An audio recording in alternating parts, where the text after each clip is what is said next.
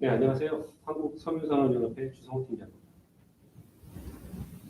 아시는 바와 같이 글로벌 패션 브랜드를 중심으로 전 세계 리사이클 섬유 시장이 지속적으로 증가 추세에 있습니다. 이에 따라 수출 벤더를 중심으로 우리 섬유 패션 기업들의 리사이클 섬유 의류 생산도 늘어나고 있습니다. 한편 우리나라의 그 폐기물 분리수거율은 70% 이상으로 상당히 높은 수준에 있습니다만 분리수거된 폐기물의 40%만이 실제 재활용되고 있다는 보도가 있습니다. 또한 재활용 시스템의 구조적 한계로 리사이클 필라멘트사를 제조하기 위한 원료는 현재 대부분 해외에서 조달되고 있는 상황입니다. 이에 섬유산업연합회에서는 원료부터 제품에 이르는 섬유 패션 산업의 리사이클 생태계 전반에 대한 현황과 사례 청취를 통해 우리 기업의 이해를 돕고자 오늘 온라인 세미나를 마련하게 되었습니다. 오늘 세미나는 산업통상자원부가 주관하는 리사이클 섬유 패션 소재 제조 활성화 지원 사업의 일환으로 개최되는 것으로 총 4개의 세부 주제를 다룰 예정입니다. 먼저 글로벌 리사이클 섬유 인증 제도와 글로벌 브랜드들의 동향에 대해서 설명드리고, 두 번째는 섬유 소재 기업의 리사이클 원사 개발 현황과 수요 업계와의 콜라보레이션 현황을 다룰 예정입니다. 다음 세 번째로 페트병 재활용 기업의 재활용 공정과 고부가 방향에 대해서 청취한 뒤에 마지막으로 글로벌 아웃도어 브랜드의 리사이클 요구 사항과 향후 전개 방향에 대해서 설명을 듣는 순으로 진행하겠습니다. 4개의 강의가 끝난 뒤 사전 신청을 통해 접수받은 공통 질문 위주로 Q&A 시간을 갖도록 하겠습니다. 시간 관계상 모든 질문에 대한 답변은 어렵다는 점 양해 부탁드리겠습니다.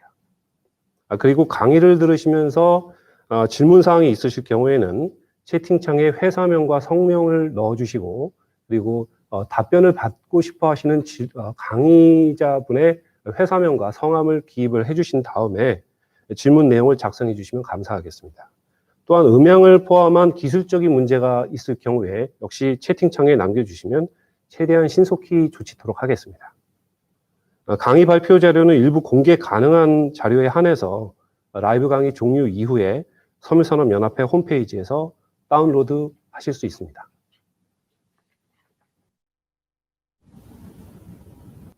예, 안녕하십니까. 오늘 글로벌 재생섬유 인증 기준과 글로벌 브랜드의 향후 방향, 그리고 우리의 과제라는 주제로 발표를 하게 된 RST의 오준호라고 합니다. 간단하게 저희 기관과 제 소개하고 세미나 진행하도록 하겠습니다. 다시 한번 말씀드립니다. 저는 RST 대표를 맡고 있는 오준호입니다. 저희 RST는 국내 민간 기관으로는 최초죠. 히긴덱스 검증과 교육 기관으로서 지금 지정을 받아서 서비스를 하고 있는 글로벌 인증기관입니다. 저는 기존에 이런 재생인증, 그 다음에 유기농 인증 같은 소재 인증 쪽에서 계속 일을 하다가 지금은 히긴덱스 같은 좀 더 넓은 분야의 지속가능성 프로그램을 서비스하는 일을 하고 있습니다.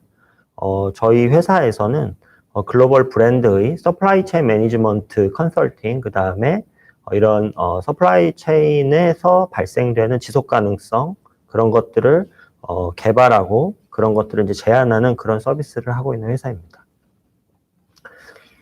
오늘 발표를 준비를 하면서 제 역할은 제 뒤에서 이제 소재 기업 2곳과 이제 글로벌 브랜드 1곳에서 재생섬유 관련해서 발표를 해주실 텐데, 제 역할은 이제 재생섬유 인증은 어떤 것들이 있고, 어떤 차이점이 있는지, 그 다음에 국내에서 이런 인증을 진행하시는 기업들의 현황과 전망, 그리고 국외 기업들의 전망, 그리고 글로벌 브랜드들이 지속가능성이라는 이름으로 여러 가지 활동들을 하고 있는데, 그 안에서 재생섬유 제품의 이제 포지션, 그리고 이런 재생섬유 인증 제품의 이제 시장과 우리나라 기업들이 향후 나아가야 할 방향과 과제, 이렇게 이런 순서로 제가 발표를 하려고 준비를 했습니다.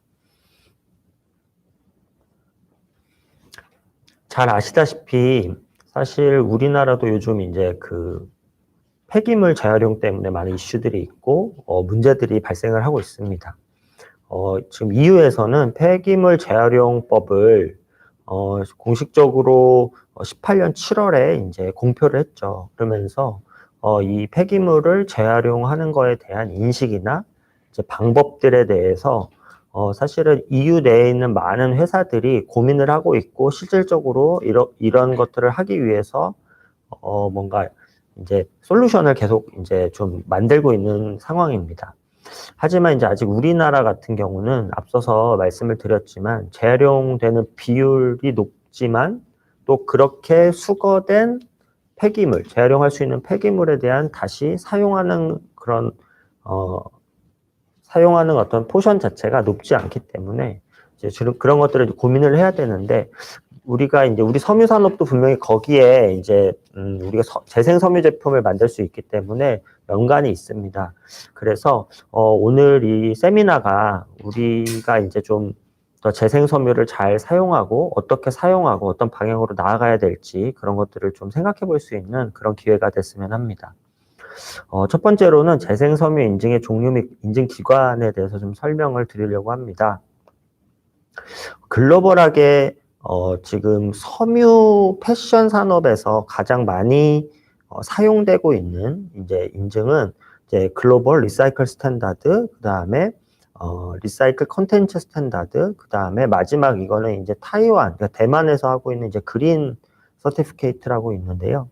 이제 이런 것들은 이제 뭐 타이완의 이 기준 같은 경우는 워낙 좀 타이완과 그 중국 이제 요 좀 시장 자체가 많이 크지 않기 때문에 저희가 굳이 오늘은 설명을 드리지 않고 오늘은 국내 그 다음에 지금 현재 국내 기업들이 바이오들로부터 가장 많이 요구를 받고 있는 텍스타일 익스체인지 협회에서 운영 중인 이제 글로벌 리사이클 스탠다드와 그다음에 리사이클 컨텐츠 스탠다드 이 두 개에 대해서 좀 설명을 드리도록 하겠습니다. 먼저 텍스타일 익스체인지에 대해서 좀 간단하게 설명을 드리면요.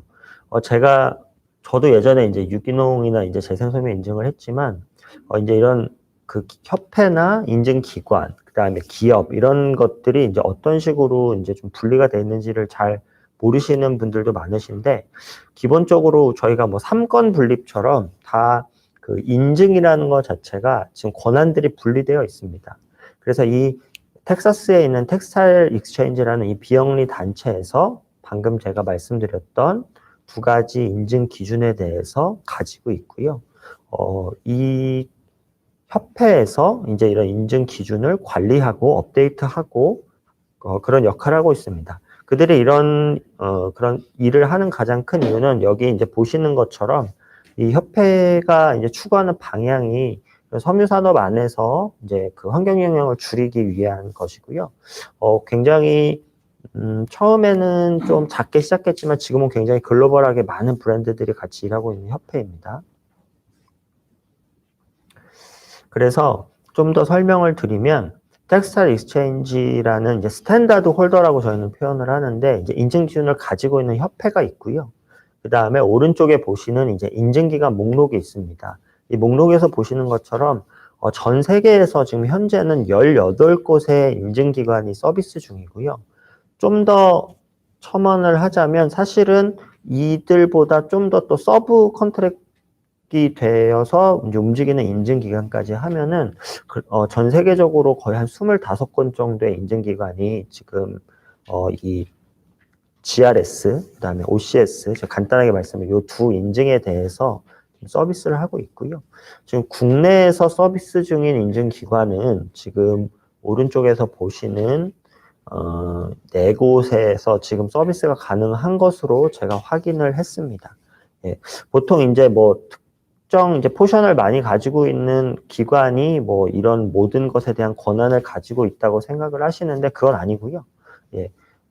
기본적으로 텍스타일 익스체인지라는 데서 기준을 가지고 운영을 하고 여러 인증기관들이 이걸 가져다가 서비스를 하는 그런 구조다라고 아시면 좋을 것 같고, 이런 인증을 진행하시면서 사실은 불만이나 어려운 부분들이 발생할 때 항상 이제 인증기관 쪽에다가 많이 어필을 하시는데, 이 스탠다드 홀더인 협회 쪽에다가 어필을 하시는 것도 하나의 방법입니다. 일부러 이제 그렇게 하도록 이 권한 자체를 나눠 놓은 거기 때문에 예, 그렇게 혹시 진행하시다가 이견이라든가 뭐 궁금한 게 있으시면 우리나라 기업의 담당자분들도 텍스타일 익스체인지 쪽에다가 또 문의를 하시는 것도 하나의 방법이라고 생각을 합니다. 재생섬유 기준 간의 차이점을 아주 간단하게 볼 건데요. 그 텍스타일 익스체인지에서 지금 사실은 컨텐츠 클레임 스탠다드라고 하는 이제 이 인증 기준이 이제 추적성을 확인하는 인증 기준입니다. 이 인증 기준을 가지고 이 인증 기준을 이제 베이스로 해서 이제 그 공정 및 제품 요구 사항이 따로 들어가 있는 GRS와 OCS라는 인증 기준이 운영이 되고 있고요. 이 추적성 확인이란 이 기준이 이제 기본이 되는 가장 큰 이유는 지금 각 생산 공정을 이제 추적을 하기 위해서 이걸 하는 건데 그 재생섬유라던가 이런 것들의 이제 특성상 저희가 이제 시험을 하거나 뭐 분석을 하거나 해서 뭔가 이게 뭐 어디서 왔다 이렇게 사실 알아낸다는 게 굉장히 어렵습니다. 그렇기 때문에 그 공정 간 연결성을 보는 즉 추적성을 확인하는 것이 가장 효율적인 확인 방법이기 때문에 이 추적성 기반으로 인증이 이루어지고 있습니다. 지금 각 인증 기준별로 좀 요구사항들이 좀 상이한데요. 방금 제가 말씀드린 것처럼 추적성은 이제 GRS, OCS 두 개 다 추적성을 이제 요구를 하고 있습니다. 그리고 지금 GRS 같은 경우는 이 추적성 이외에 이제 환경 기준, 그다음에 화학물질 기준, 그다음에 사회적 기준 그렇게 좀 기준을 많이 가지고 있고요. 이렇게 많이 요구를 하고 있고요. OCS 같은 경우는 지금 추적성 하나만 요구를 하고 있습니다.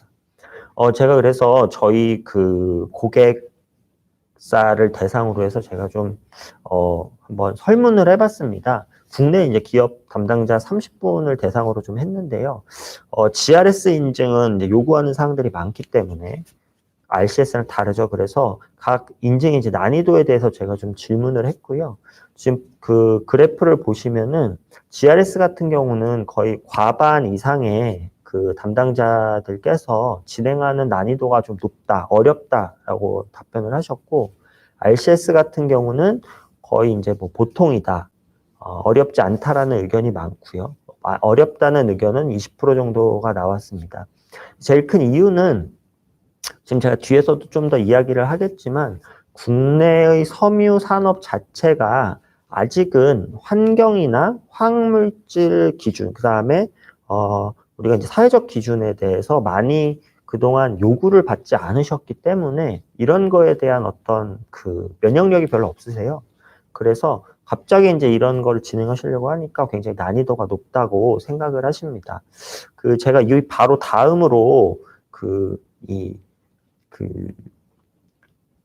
전망을 하면서 이제 이 다음으로 이제 국외기업과도 이제 이야기를 좀 하려고 하는데요. 그 이유는 이제 국외기업을 그런데 제가 선택할 때 어떻게 선택을 했냐면 국내 벤더 기업들 중 국외에서 지금 공장을 운영하는 걸 대상으로 했습니다. 왜냐하면 제가 앞에서 이제 보여드린 것처럼 지금 이 인증의 난이도 이렇게 느끼시는 것과 해외에서 공장을 운영하시는 담당자들의 어떤 그 차이점을 좀 보여드리려고 하는데요.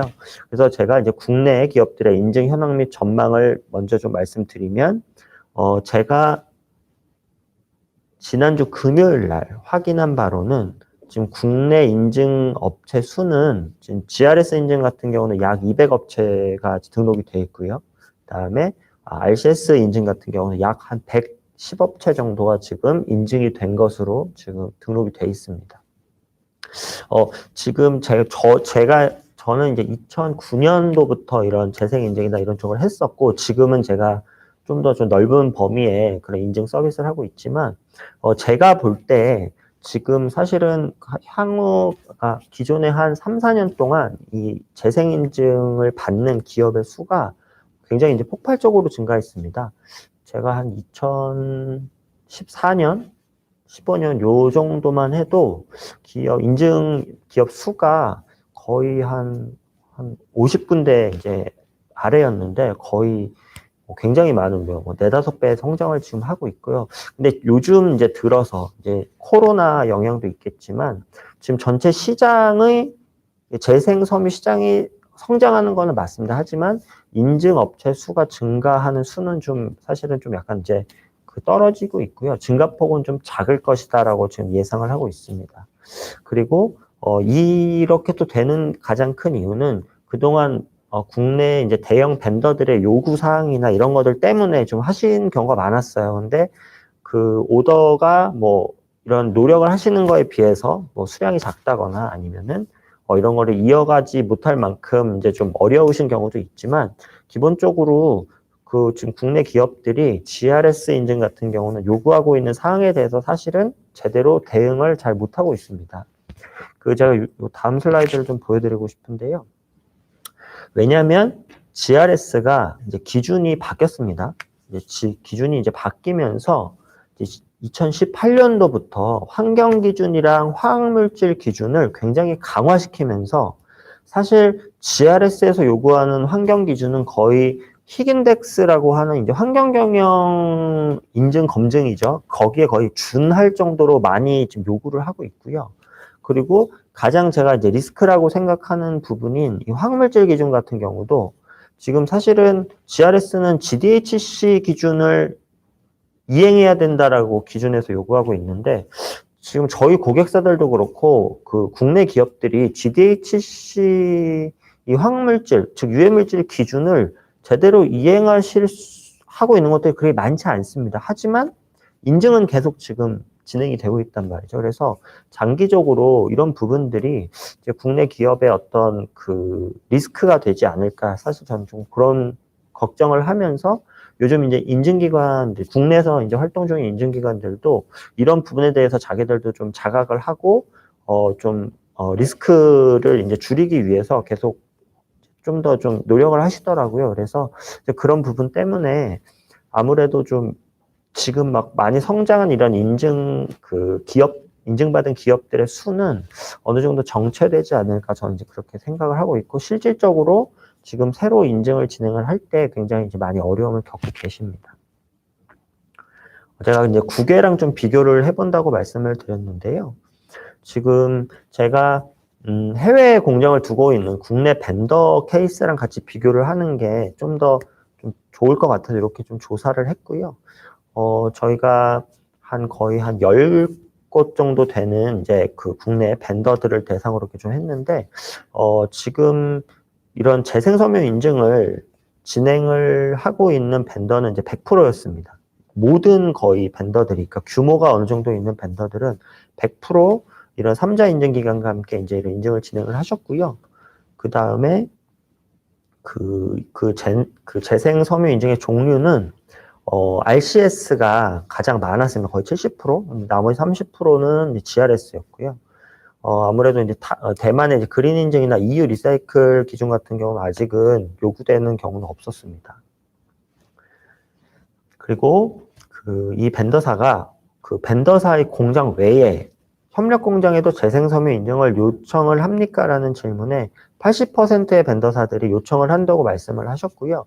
이 이야기는 이 재생섬유 인증이 추적성 기반 인증이기 때문에 이제 당연히 어쩔 수 없이 요청을 해야 되는 경우가 많이 발생을 했을 거고, 하나 더는 그만큼 이제 이런 그 인증 시장 자체가, 재생인증 시장 자체가 굉장히 많이 활성화가 됐다라는 것을 반증하기도 합니다.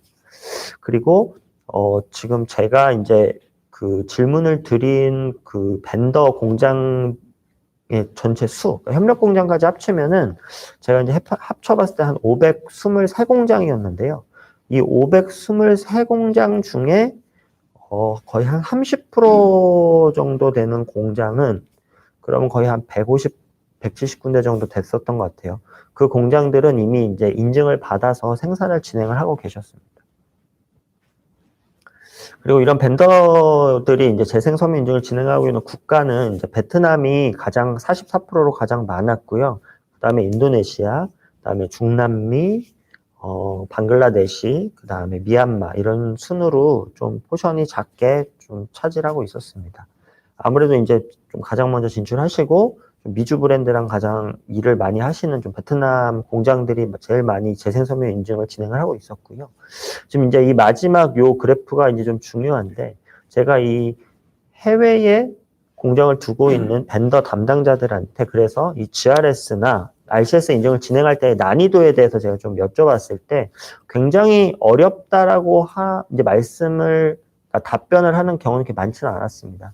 가장 큰 이유는 지금 저희가 이제 보면 기본적으로 해외 공장들은 이런 유해물질 기준, 그 다음에 사회적 기준, 그리고 우리가 가장 많이 이제 어렵다고 하고 있는 이런 환경 기준들에 대해서 이미 글로벌에서 굉장히 많이 요청을 받고 그동안 이거에 대해서 시스템을 많이 구축을 해 놓으셨기 때문에 이제 어렵다고 느끼지는 않으시는 거죠. 요거에 대한 이야기는 뒤에 가서 좀 더 할 거고요. 그래서 이제 글로벌 브랜드의 지속가능 전략과 재생섬유 제품을 좀 보려고 하는데요. 제가 이렇게 브랜드에서 이제 발행하는 지속가능 보고서의 내용을 지금 다 시간 관계상 말씀을 드릴 수는 없고 좀 대표적인 것만 말씀드리면서 이제 마무리를 지으려고 하는데요. 월마트 같은 경우는 이제 대표적으로 이제 지속가능 보고서를 잘 발행하고 있는 이제 브랜드죠. 어떻게 보면 이제 유통회사죠. 지금 여기서도 보면 재밌는 게 이제 78%의 글로벌 웨이스트를 이렇게 땅에 묻는 것들을 이제 전환하겠다라고 하면서 결국은 이제 폐기물을 줄이겠다는 이야기인데요. 이제 줄이면 그냥 이게 줄여지는 게 아니죠. 중요한 거는 지금 월마트 같은 경우는 협력사들한테 지속적으로 리사이클할 수 있는 방법을 요청을 하고, 그 다음에 섬유를 생산하는 공장 내에서 어떻게 하면 좀 더 그 부산물들을 잘 다시 사용할 수 있는지에 대해서 지속적으로 이제 교육도 하고 있고요. 그러면서 자기들이 이런 포션을 올려가고 있습니다.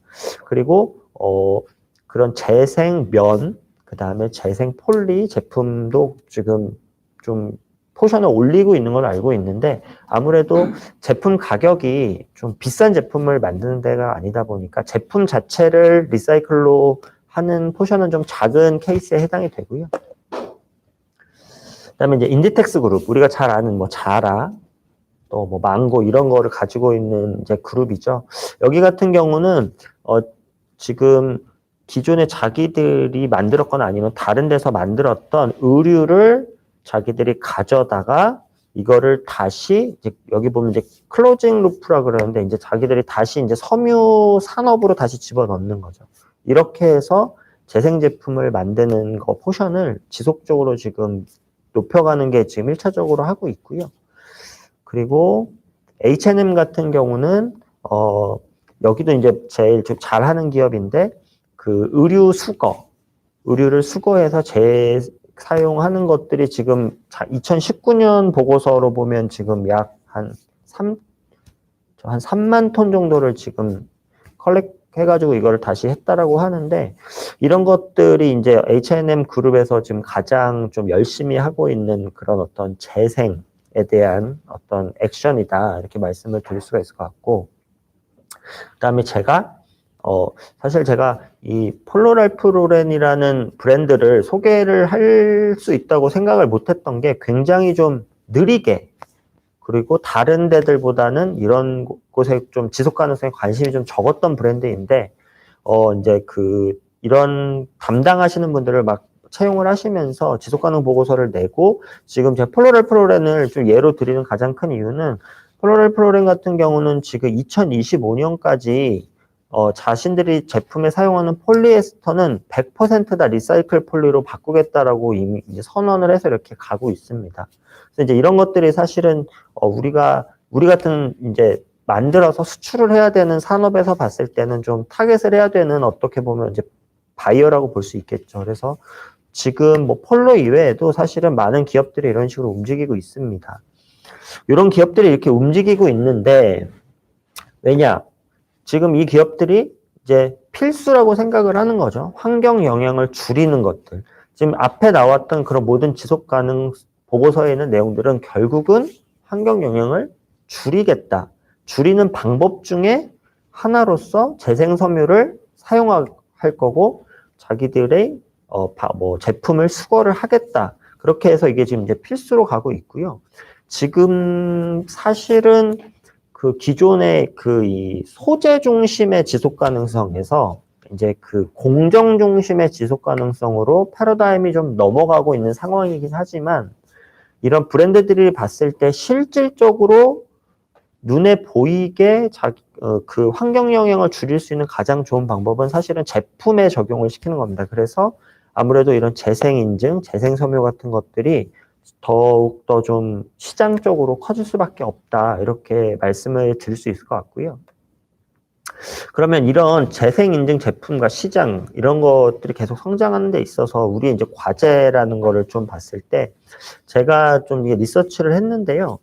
지금 2017년 대비 2022년까지 재생 플라스틱을 기준으로 했을 때, 왜냐면 이제 저희가 많이 사용하는 이제 폴리에스터 같은 경우는 재생 플라스틱 마켓에 들어가니까 지금 예상 성장치는 거의 6.4%로 지금 나와 있고요.